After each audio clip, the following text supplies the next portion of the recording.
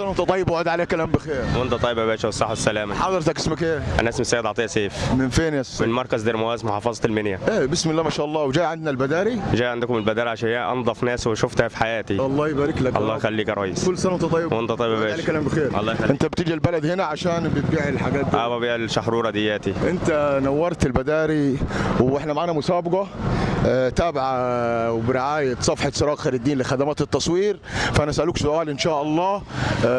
فان شاء الله هنسالك سؤال بحيث انك تجاوب عليه وتكسب معنا ان شاء الله. ماشي يا باشا. تمام تمام يا ريس. ما هي اعظم ايه في القران؟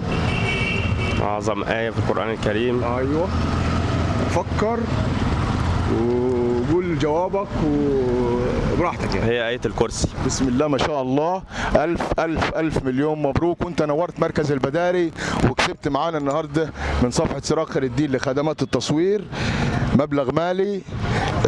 وإن شاء الله كده ربنا يفرحك بإذن الله ويسعدك، ونورت مركز البداري.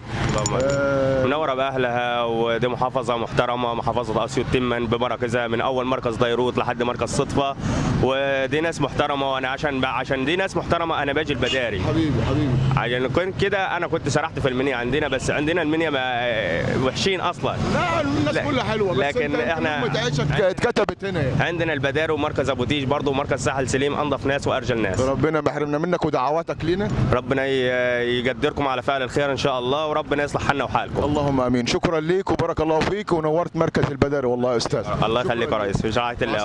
الله يسلمك. الله يسلمك.